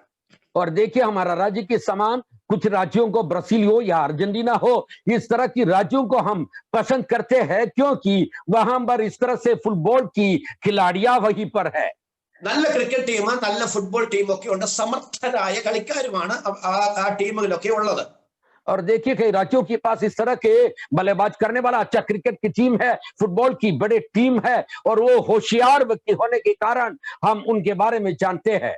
ആ ടീമിനെ പരിശീലിപ്പിക്കാൻ നല്ല പരിശീലകരെ അതാത് രാജ്യങ്ങളാക്കിയിട്ടുണ്ട്. और उसी एक एक टीम को उनका परीक्षण, उनको ट्रेनिंग देने के लिए अच्छा कोच को वहीं पर निर्धारित किया है। നല്ല പരിശീലകരെ മാത്രമല്ല രാജ്യങ്ങൾ ടീമിന് കൊടുക്കുന്നത്, നല്ല മനഃശാസ്ത്ര വിദഗ്ധരെ കൂടെ കൊടുക്കും. और उसको खाली उनका पूरी तरह से परिशीलन करवाने के लिए ऐसा व्यक्तियों को नहीं, सिर्फ उनको मानव वैज्ञानिक लोगों को भी, ऐसा डॉक्टरों को भी उनको देते हैं। എന്താ അങ്ങനെ ചെയ്യാൻ കാരണം?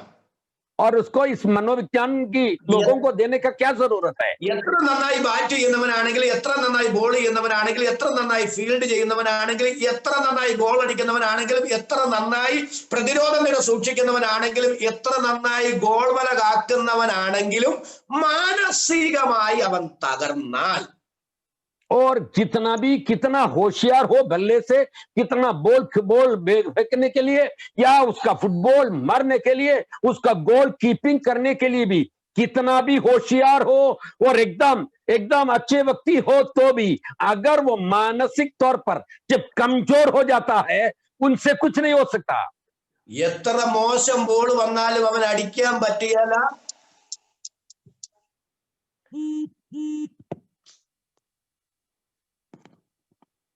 സോറി, എത്ര മോശം ബോൾ വന്നാലും അവൻ അടിക്കാൻ പറ്റില്ല. ബോള് വെറുതെ അവന്റെ കാലിന്റെ ചുവട്ടിൽ കിടന്നാലും ഗോൾ കീപ്പർ ഇല്ലെങ്കിൽ പോലും അവൻ ആ ബോളെ തൊടാൻ പറ്റില്ല. उसी व्यक्ति इस खिलाड़ी अगर मानसिक तौर पर बड़े तनाव और उलझन में होता तो उनको खराब बॉल भी उनके सामने आता है, वो बात से बल्ले से मार नहीं सकता. अगर उसके गोल पोस्ट में गोल ही नहीं है, वहां पर भी बॉल है तो भी वो मारने के लिए तैयार नहीं होगा.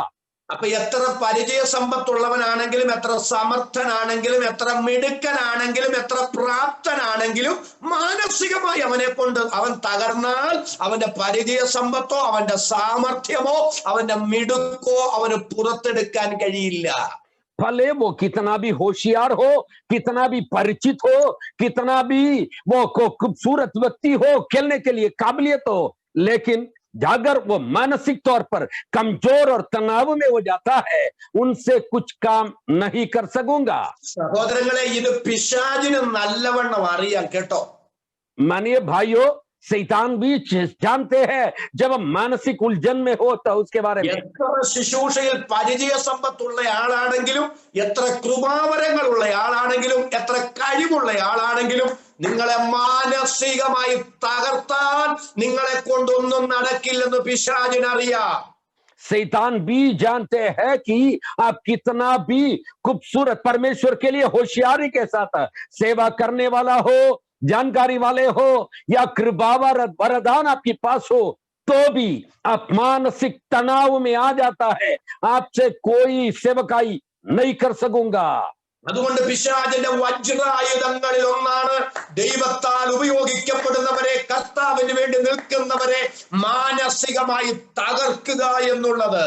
और इसलिए शैतान का सबसे बड़ा हथियार यह है कि जो आत्मिक सेवा के अंदर आगे बढ़ने वाला लोगों को मानसिक तौर पर तनाव और उलझन में और परेशान और उदास में उसको गिराए.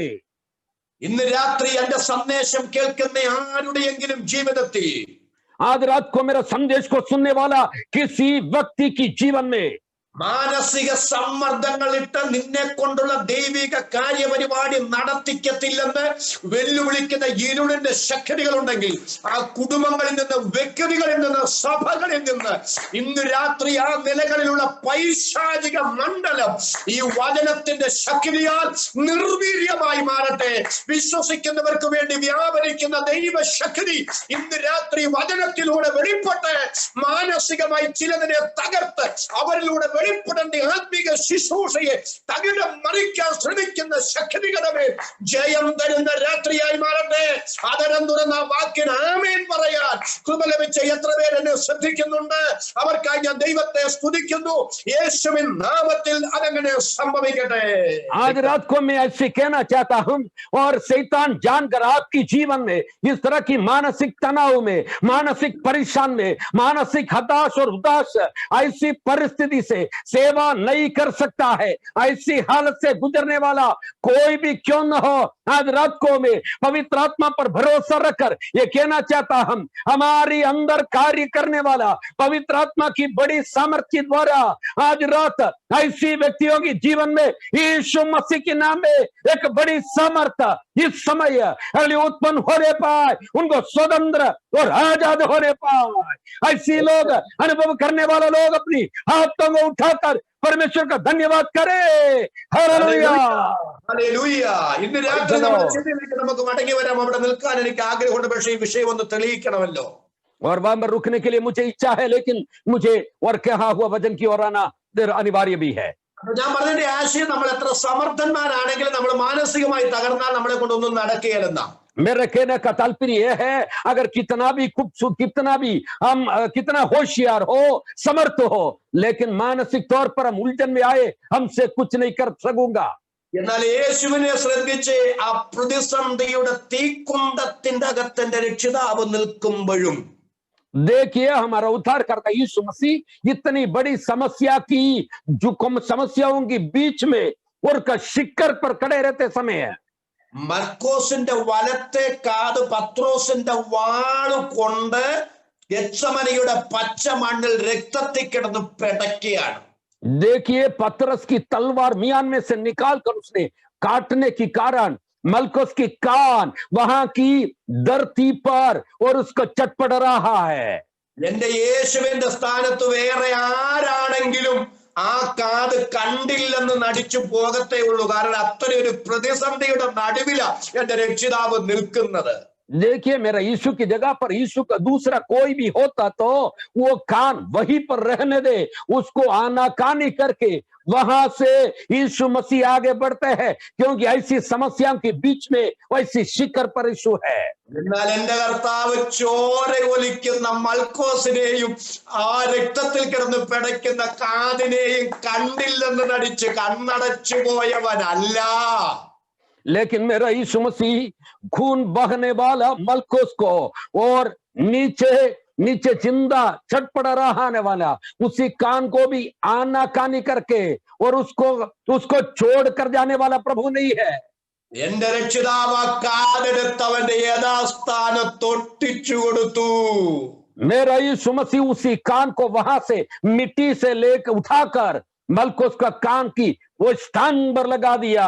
ഇന്ന് രാത്രി ഞാൻ നിങ്ങളോട് ചോദിക്കുന്നു, തന്നെ പിടിക്കാൻ വന്നവന്റെ വലത്തെ കാതൊട്ടിക്കാൻ എന്റെ കർത്താവിന് ഇഷ്ടം തോന്നിയെങ്കിൽ अगर उस काटा हुआ तड़पने वाला कान को उठाकर मलकुस की कान पर रखने के लिए अगर मेरा यीशु मसीह के पास दया हुआ तो നാം പല കൂടാരങ്ങളിലിരുന്നും പല വിദൂരതയിലിരുന്നാണ് ഈ കൂട്ടായ്മ കൂടുന്നതെങ്കിലും വചനം ശ്രദ്ധിക്കുന്നെങ്കിലും ഈ രാത്രി വചന ശുശ്രൂഷയിൽ നിങ്ങളെ സൗഖ്യമാക്കണമെന്ന് ദൈവത്തിന് പദ്ധതിയുണ്ടെങ്കിൽ നിങ്ങൾ ഇരിക്കുന്ന ഇരിപ്പിൽ തന്നെ വചനത്തിന്റെ ശക്തി അയച്ച് ഒരു അത്ഭുത രോഗശാന്തി നിങ്ങൾക്ക് തരാൻ എന്റെ ദൈവത്തിന് കഴിയില്ലേ?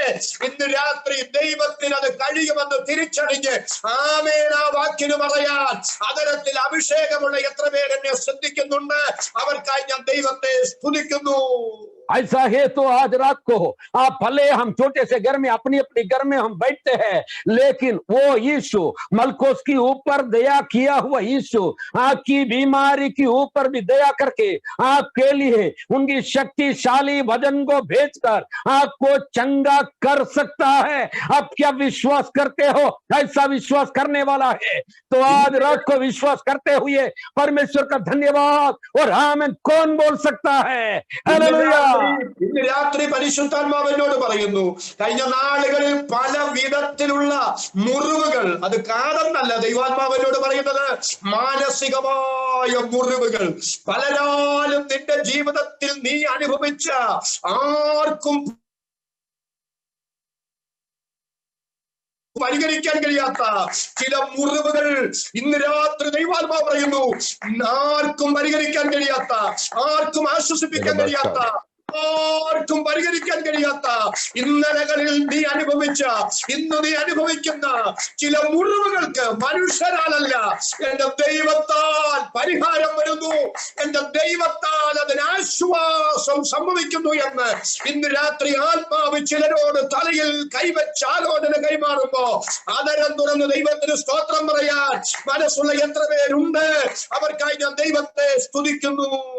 आज रात को इसी संदेश सुनते समय पवित्र आत्मा में मैं इसी बातों को कहना चाहता हूं, तलवार से नहीं परंतु कई व्यक्तियों की बातों के द्वारा आपकी हृदय में बड़े बड़े चोट घाव पहुंचने के कारण ऐसी परेशान और समस्या से उदास और हताश होकर गुजरने वाला व्यक्तियों को पवित्र आत्मा आज आपके सिर पर हाथ रखकर हालेलुया चंगा करने वाला, आपको ठीक करने वाला पवित्र आत्मा का कार्य आज हो रहा है. ऐसा प्रभु कहता है. कितना जन को ये आमीन कह सकता है? प्रभु मेरे साथ बात कर रहा है. എത്ര പേർക്ക് ആ വാക്കിന് സ്തോത്രം പറയാൻ, കരമുയർത്തി പിടിച്ച് സ്തോത്രം പറയാൻ പറ്റുമോ? कितना जन को हाथ उठाकर परमेश्वर को धन्यवाद दे सकता है? हालेलुया. നമ്മുടെ ആശയം ഇതാണ്, हमें कहने का तात्पर्य है പ്രതിസന്ധിയിൽ നിൽക്കുമ്പോഴും മൽക്കോസിന്റെ കാതെടുത്ത് ഒട്ടിച്ചു കൊടുക്കണമെങ്കിൽ യേശു ആ പ്രതിസന്ധിയിൽ അനുഭവിച്ച സമചിത്ത സ്വസ്ഥത, സമാധാനം. അതാണ് നമ്മുടെ ആശയം. और हमारे जीवन में भी ऐसी समस्या से गुजरते हैं, उसी समय पर उसी शांति को अपनाना है तो यीशु मसीह गुजरा हुआ उस परिस्थिति में अनुभव किया हुआ शांति अथवा उनकी समचित्तता को हम भी समझना। അപ്പൊ ഇങ്ങനെ പ്രതിസന്ധിയിൽ സമാധാനം അനുഭവിക്കാൻ കർത്താവ് അനുഭവിച്ചതുപോലെ പ്രതിസന്ധിയിൽ സമാധാനം അനുഭവിക്കാൻ നമ്മളെ കൊണ്ട് പറ്റുമോ? क्या हमें भी इस तरह की परिस्थिति में इसी शांति को महसूस कर सकता है क्या? 100% അത് അനുഭവിക്കാൻ ഒരു ദൈവമൈതലിന് കഴിയും. मैं कहता हूं 100% पूरी तरह से एक प्रभु का भक्त को भी अनुभव कर सकता है। അതും കൂടെ തെളിയിച്ചിട്ട് ഞാൻ എൻ്റെ വാക്ക് നിർത്താം. उस बात को भी आपके सामने उसका कहने के बाद मेरे संदेश को खत्म करूंगा।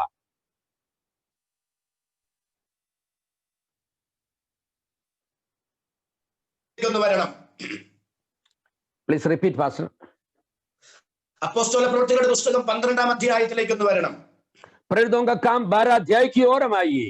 അവിടെ ഹേരോദ രാജാവിനാൽ വിസ്തരിക്കപ്പെടാനായിട്ട് പത്രോസ് ജയിലിൽ കിടക്കുകയാണ്. और देखिए पतरस को हेरोदास ने पकड़कर जेल खाना में डाल दिया ताकि उसको भी मार डाल सके। 4 ചേവകരുള്ള 4 കൂട്ടത്തിന് പത്രോസിനെ ഏൽപ്പിച്ചിരിക്കുകയാണ്.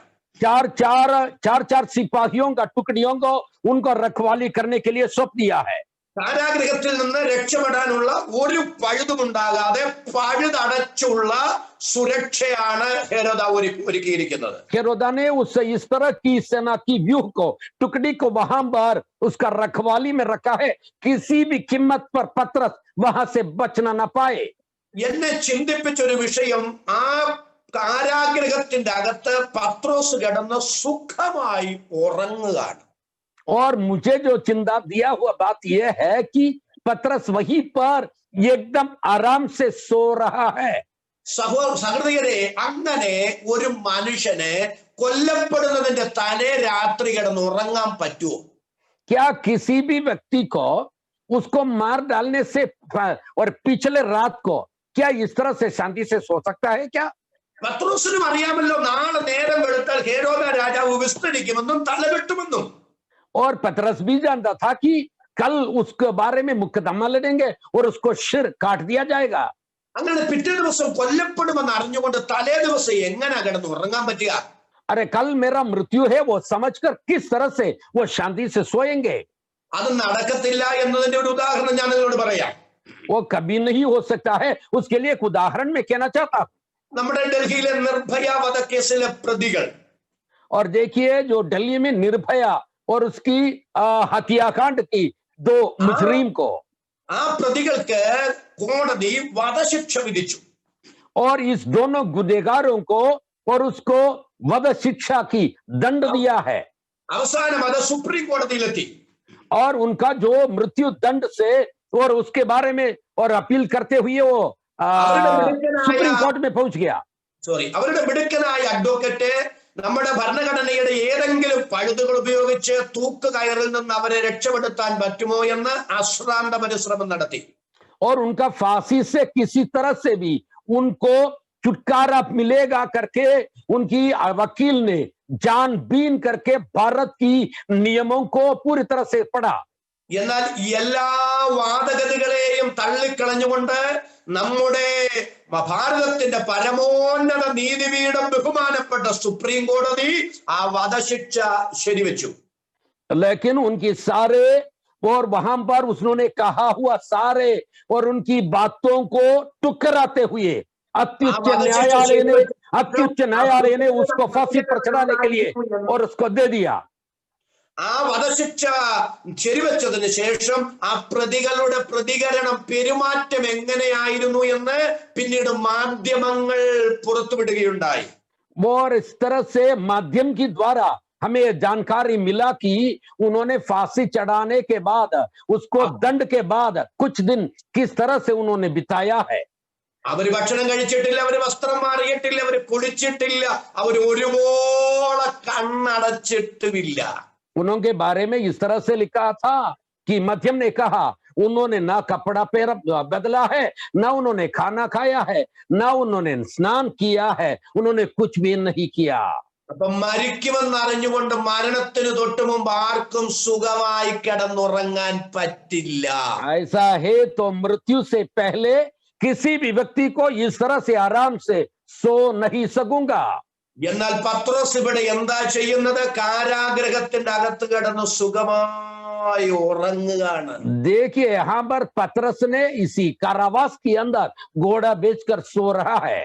നമുക്ക് പത്രോസിനോട് ചോദിക്കാം, പത്രോസെ, നാളെ നേരം വെളുത്താൽ ഹേരോദ രാജാവ് താങ്കളെ വിസ്തരിക്കുമെന്ന് ശിരച്ഛേദം ചെയ്യുമെന്ന് അറിഞ്ഞുകൂടെ?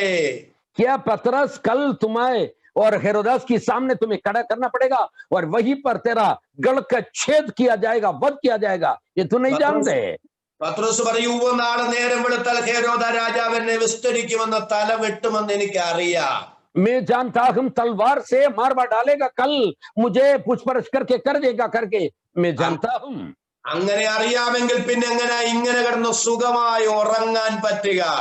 अरे तू ऐसा जानता है तो किस तरह से एकदम शांति से सो सकूंगा?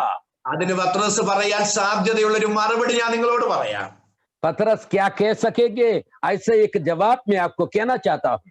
എനിക്കെന്നല്ല, ലോകത്തിൽ ഒരു മനുഷ്യനും അങ്ങനെ സുഖമായി ഉറങ്ങാൻ പറ്റില്ല. सिर्फ मुझे नहीं, परंतु इस दुनिया का किसी भी व्यक्ति को भी इस तरह से सो नहीं सकूंगा. എന്നാൽ ഈ ജയിലറയുടെ പരുക്കൻ തറയിൽ സുഖമായി ഞാൻ ഉറങ്ങാനൊരു കാരണമുണ്ട്. लेकिन इसी खेतखाना की उसी पूरे से जमीन पर मैं इसलिए सो रहा हूं, उसका कारण एक है. കൊല്ലപ്പെടുന്നതിന്റെ തലേ രാത്രി ഗെത്സമന തോട്ടത്തിൽ പ്രതിസന്ധിയുടെ നടുവിൽ എന്റെ നാഥൻ അനുഭവിച്ച സമാധാനം അവൻ എനിക്ക് തന്നിട്ടുണ്ട്. ആ സമാധാനം ഈ ജയിലറയിൽ അനുഭവിച്ചറിയാൻ എനിക്ക് കഴിയുന്നു. Praise the Lord, उसका कारण एक है, मेरा यीशु मसीह गत्समना वाटिका के अंदर उन्होंने अनुभव किया हुआ एक शांति है, वो शांति मुझे भी दिया है, उसी कारण मैं सो रहा हूं. ആ സമാധാനമാണ് കിടന്നുറങ്ങാൻ എനിക്ക് കൃപ തരുന്നത്. उसी शांति मुझे भी आराम से सोने के लिए हिम्मत दे रहा है. ഇന്ന് രാത്രി എന്റെ സഹോദരങ്ങളോട് ഞാൻ വിളിച്ചു പറയാ, आज रात को मेरे प्यारे मित्रों से मैं कहने दे, ക്രിസ്തീയ ജീവിതം പോരാട്ടങ്ങളുടേതാണ്.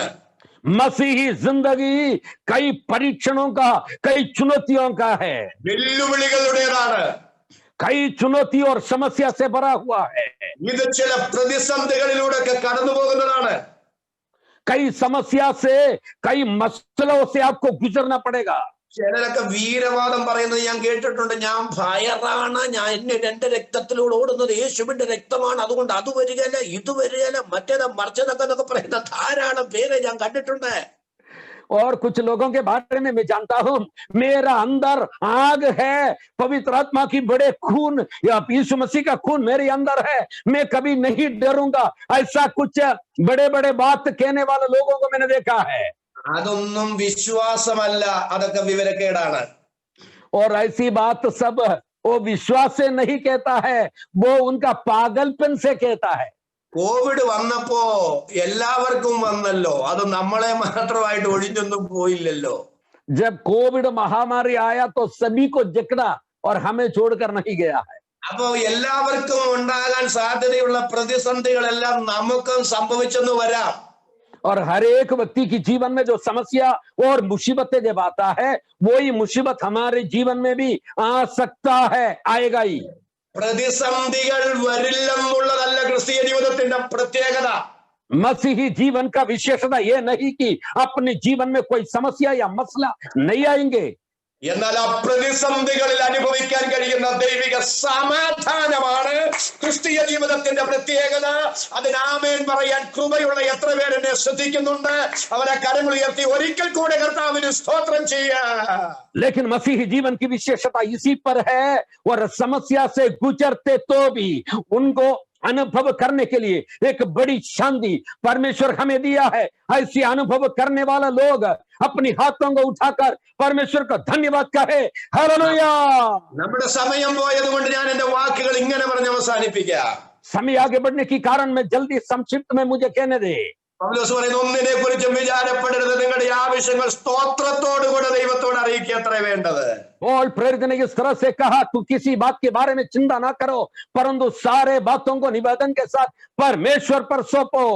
എന്നാൽ സകല ബുദ്ധിയെയും കവിയുന്ന ദൈവിക സമാധാനം നിങ്ങളുടെ ഹൃദയങ്ങളെയും നിലവുകളെയും ക്രിസ്തുയേശുവിൽ കാക്കും. और सारे बातों को और प्रार्थना के साथ, विनती के साथ परमेश्वर के सामने उपस्थित किया जाए, ताकि परमेश्वर की शांति सारे बातों से परे है, वो तुम्हारा हृदय और विचारों को आज से लेकर अंत तक उसकी उपहार राज करेगा. ആ സമാധാനത്തിന്റെ പ്രത്യേകത സകല ബുദ്ധിയെയും കവിയുന്ന ദൈവിക സമാധാനം. सारे बुद्धि से परे रहने वाला एक शांति है, और शांति का विशेषता यह है, ലോകത്തിന് മനസ്സിലാകാത്ത, ये संसार नहीं समझता है, ലോകം മനുഷ്യർക്ക് ലോകത്തിന് തരാൻ കഴിയാത്ത, इस संसार नहीं दे सकता है ऐसी बात, എന്നാൽ രക്ഷിക്കപ്പെട്ടൊരു ദൈവ വൈതലിന് അനുഭവിക്കാൻ അനുഭവിക്കുന്ന और एक लेकिन उद्धार पाया हुआ परमेश्वर की लोग अनुभव कर सकता है उनके साथ रहने वाला ദൈവിക അനുഗ്രഹമാണ് ദൈവിക സമാധാനം. ईश्वरीय अनुग्रह है परमेश्वर का शांति. യേശു പറയുകയാണ്, എന്റെ സമാധാനം ഞാൻ നിങ്ങൾക്ക് തരുന്നു. यीशु कह रहा है, मेरा शांति मैं तुम्हें देता हूं. നാം ഒരു ലോക്ക്ഡൌൺ പീരിയഡിലാണ്. देखिए, हम सारे लोग एक लॉकडाउन से ऐसी समय से गुजर रहा है. യേശുവിന്റെ ശിഷ്യന്മാരും ലോക്ക്ഡൌണിലായിരുന്ന ഒരു സമയമുണ്ട്. ऐसा एक समय था, यीशु का शिष्य भी एक लॉकडाउन से गुजरा हुआ. യഹൂദന്മാരെ പേടിച്ചു വാതിൽ പോലും തുറക്കാതെ വാതിൽ അവർ അടച്ചിരിക്കെ सारे यहूदियों से डर के मारे द्वार भी नहीं खोल सकता है, ऐसा सारे बंद करते हुए बैठे हुए एक समय है. യേശു അവരുടെ നടുവിൽ വന്നു നിന്നുകൊണ്ട് പറയുന്നു, നിങ്ങൾക്ക് സമാധാനം. यीशु उनके बीच में भीतर आकर उनसे कहता है, तुम्हें शांति हो. ഇന്ന് രാത്രി എന്റെ സഹോദരങ്ങളോട് ഞാൻ പറയാം, आज रात को मेरा प्यारो भाइयों से मैं कहना चाहता हूं, ലോകം വലിയ പ്രതിസന്ധികളിലൂടെ കടന്നു പോവുകയാണ്. देखिए पूरा दुनिया एक बड़े समस्या से गुजर रहा है. നാളകളെ കുറിച്ചുള്ള ജിജ്ഞാസ, നാളകളെ കുറിച്ചുള്ള വ്യാകുലത എല്ലാ മനുഷ്യർക്കും ഉണ്ട്. कल के बारे में सारे लोग चिंतित है, सारे लोग उसके बारे में व्याकुल है. എന്നാൽ ഇന്ന് രാത്രി ഞാൻ നിങ്ങളോട് പറയുന്നു, आज रात को लेकिन मैं आपसे कहना चाहता हूं, ഈ പ്രതിസന്ധികളുടെ കാലഘട്ടത്തിലും इसी समस्याओं के समय के बीच में भी നമുക്ക് ദൈവം തന്ന സമ്മാനമാണ് പ്രിയരേ ദൈവിക സമാധാനം. हमें परमेश्वर ने दिया हुआ पुरस्कार या तोहफा है परमेश्वर का शांति. ആ ദൈവിക സമാധാനമില്ലായിരുന്നെങ്കിൽ നമ്മുടെ ജീവിതം എത്ര പരിതാപകരമാകുമായിരുന്നു. अगर वो शांति हमारी साथ में नहीं होता तो हमारा जिंदगी कितना मुसीबत से भरा हुआ होता. എന്നാൽ ഇന്ന് രാത്രി ആധാരം തുറന്ന കരം ഉയർത്തിപ്പിടിച്ചു പറ, കർത്താവേ, സമ്പത്തിനേക്കാൾ, വീടിനേക്കാൾ, ജോലിയേക്കാൾ, മറ്റെന്തിനേക്കാൾ എനിക്ക് തന്നെ സമാധാനത്തിന്, യേശു ക്രിസ്തു മൂലം തന്നെ സമാധാനത്തിന് അങ്ങേക്ക് സ്തോത്രമെന്ന് ശബ്ദമുയർത്തി കരമുയർത്തിപ്പിടിച്ചു പറയാൻ എത്ര പേർക്ക് മനസ്സുണ്ട്? അവർക്കായി ഞാൻ ദൈവത്തെ സ്തുതിക്കുന്നു. लेकिन आज रात को कौन ये कह सकता है, मुझे मिला हुआ घर से बढ़कर, मुझे मिला हुआ धन से बढ़कर, नौकरी से बढ़कर परमेश्वर ने दिया हुआ शांति के लिए प्रभु को धन्यवाद. कितना जन हाथों को उठाकर कह सकता है, हाथ उठाकर प्रभु को धन्यवाद दे. हालेलुया. ആ ദിവ്യമായ സമാധാനം കൊണ്ട് ദൈവം നിങ്ങളെ എല്ലാവരെയും നിറയ്ക്കട്ടെ എന്ന് ആത്മാർത്ഥമായി പ്രാർത്ഥിച്ചും ആശംസിച്ചും എന്റെ വാക്കുകൾ ഉപസംഹരിക്കുന്നു. എല്ലാ സംഘാടകർക്കും പ്രത്യേകം നന്ദി. കർത്താവ് നിങ്ങളെ എല്ലാവരെയും അനുഗ്രഹിക്കട്ടെ. Thank you. और इसी आशीष की वचन के साथ इसी शांति, सारे बातों से बढ़कर जरने वाला परमेश्वर की शांति आपकी हर एक व्यक्तियों का हृदय में वास करने पाए, ये आशंसा की शुभकामना के शब्द के साथ, प्रार्थना के साथ मेरा बात को मैं समाप्त करता हूं. मुझे आमंत्रण दिया हुआ सभी उसका संघाड़कों को और एक बार धन्यवाद देते हुए बात को समाप्त करता हूं.